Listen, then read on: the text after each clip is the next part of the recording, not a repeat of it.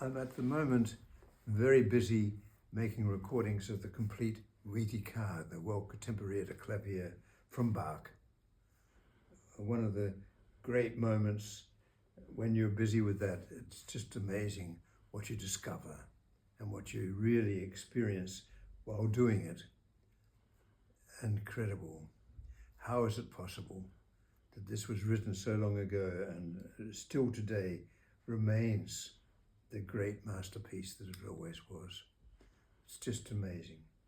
And maybe it's nice to just say a few words about that. And I think it applies very much to listening. The art of listening, I think, how can you learn that better than through the Wiedeker, the polyphony, all the voices, all the things happening, the different moods, the different, every prelude, every fugue, a totally different world, a universe in itself. And how do you listen to it? How do you hear it? What do you experience? And there's maybe interesting to say a few words about my own experiences in that. I'll try to keep it short as I can make it. But it's not easy because I think one could go on for ages talking about this subject. This is an endless subject which will never have an end. Every generation will have its own idea about the Wiedeker. Anyway, to stop talking about those things and to get onto it, let me just say the following. I think it's dreadfully important when playing the Wiedeker. Of course, you've got, in the fugues, you have a subject, and often we hear mainly the subject. Many performances make the main subject always stronger than what's happening around it. And this is something I've never felt is correct. I think we've got to consider it's a dialogue. It's a dialogue between maybe three or four or five voices. And it's always a dialogue, a conversation between the voices. And if you make the subject, the main subject, always louder, that means you just always keep repeating the same thing. Whereas the differences occur in what happens around the subject. And this is what has motivated me very much in this performance. That's one thing. Another thing that's motivated me, and I'll demonstrate it soon, that is how many moments, how many wonderful moments there are in this work, in these works. Just moments that you can hear, but often they just go unnoticed. There's something which I've often thought back to, I had to keep on repeating to myself. Mozart was the first person, I think, to say that Bach fugues should never be played too fast. You should play them in a way that you can actually hear everything that's happening. And I really believe in that. And I think that that's something I have been able to do in my recording now. Let me show you a few things. I haven't got a choice of fugue because I could choose basically any fugue for what I'm going to say. It's just a quick random choice now. And there's one fugue, it's actually the C-sharp major fugue in the second book. Quite a unique fugue because why? It's got a subject which just goes like this. Pretty simple, isn't it? I mean, just such a short fragment. Of course, it's got this, the last part of it is also very important, and that goes like this. And that's all. That's it. Now let's listen to how he puts that together.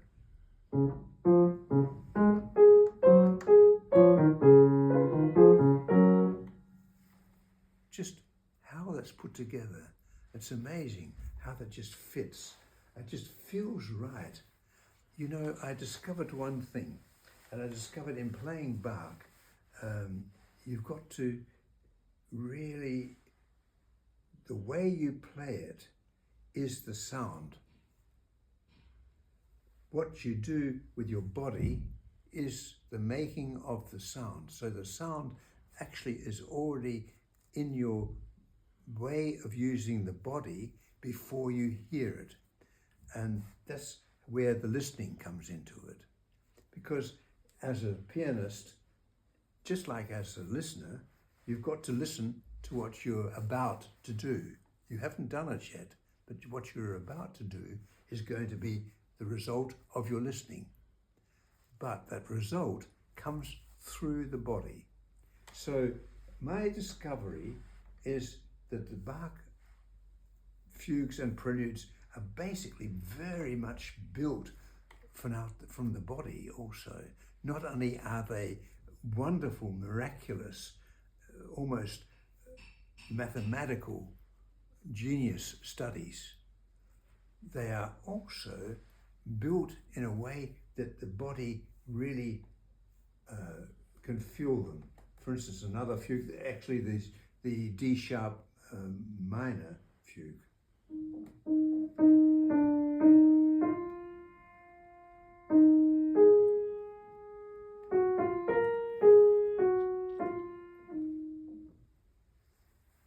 Simple. And you notice how you can actually phrase that with the hand. The hand actually phrases it. Look that there, and then there, see that? Going here.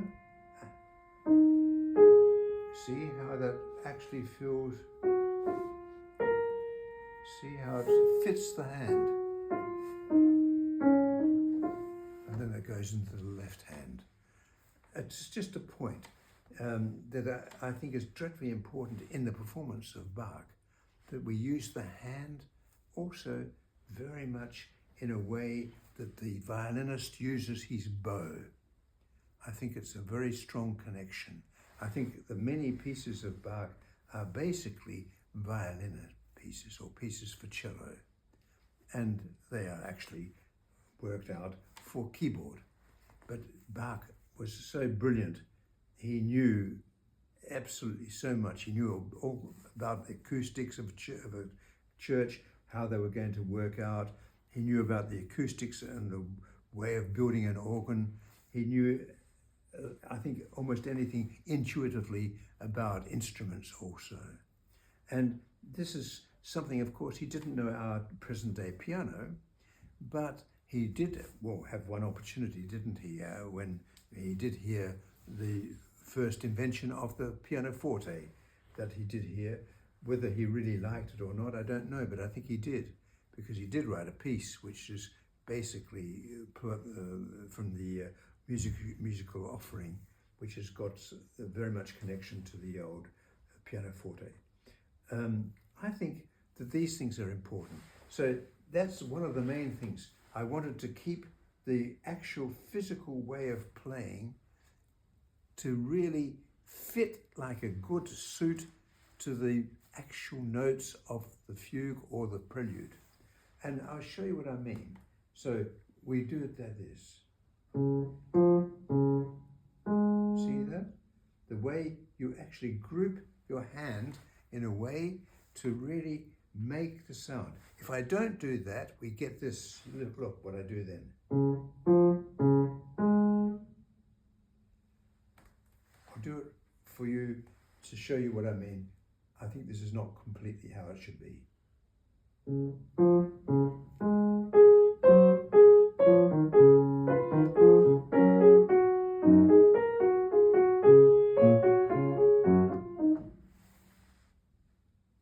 So it's not the thing. I think it's more this.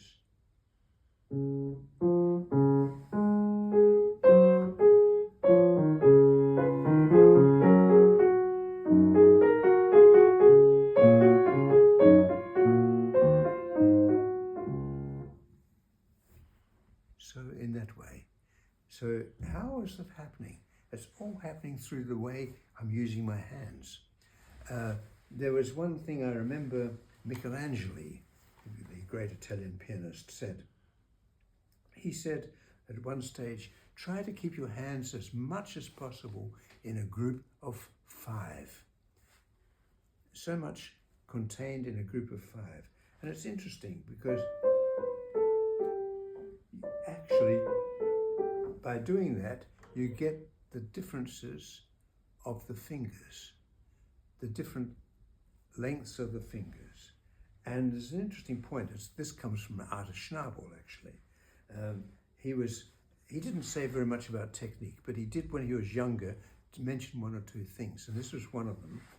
The different lengths of the fingers are very important because they are actually an energy. And how do I mean that? Look, if you do,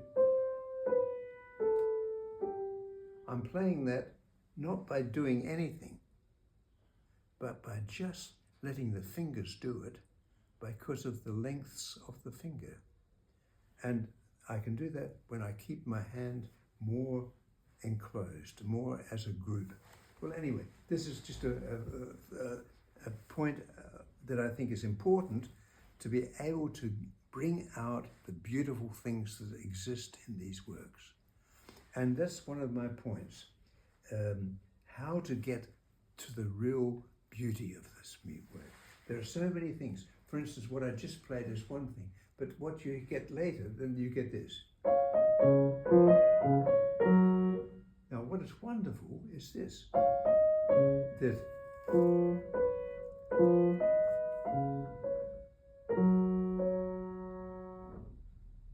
just so simple, but you've got to be able to hear it.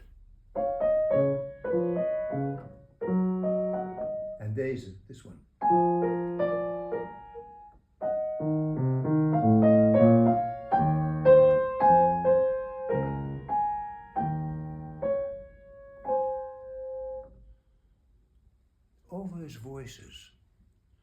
All those voices which are underneath the theme, actually. The theme is of course always dreadfully important, but it's always a part of the whole thing. And it shouldn't be put in the top position that when you're in a group of people, 4 or 5 people in a nice evening, and one of those 5 people is always talking or has a very loud voice. Isn't it boring? My gosh, and you're wondering the whole time, how can I stop this person speaking so loudly or so long? How can I do that? No, that's that sort of thing. But this is exactly what Bach is against. And this is exactly what I'm trying to demonstrate. Well, okay, then we get the following. You get then a sort of answer. And that's important that you hear that as an answer. And you get then this.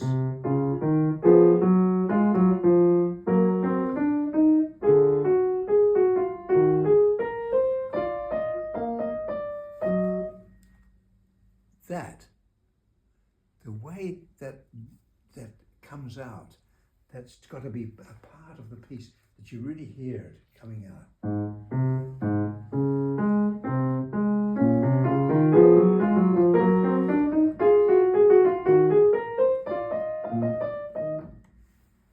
You've got to really, of course, so quickly it's gone. And that's the trouble. In music, so many things come and they go far too quickly. I think it would be wonderful to give a performance of pieces where you actually slow down for the beautiful things, that people can really take it all in. And I think this is one of the things we miss in the concert halls today. We are used to hearing things all played away and played away and played away, and it just gets rather boring because it just keeps on doing the same thing. Whereas what would happen if the person performing would be asked, I want you to slow down for all the beautiful moments that are happening in these pieces so that we can actually hear them. Let's get deeper into it. Let's go right into the very depths of the music. Well, okay, that's my background to playing the Wheatie car. That's one of the things that I've kept in my mind the whole time and tried to do. Of course, I haven't been slowing things down like that because you can't do that for a recording, but you can do a little bit. It should be a little bit that you don't hardly notice. That's the great art.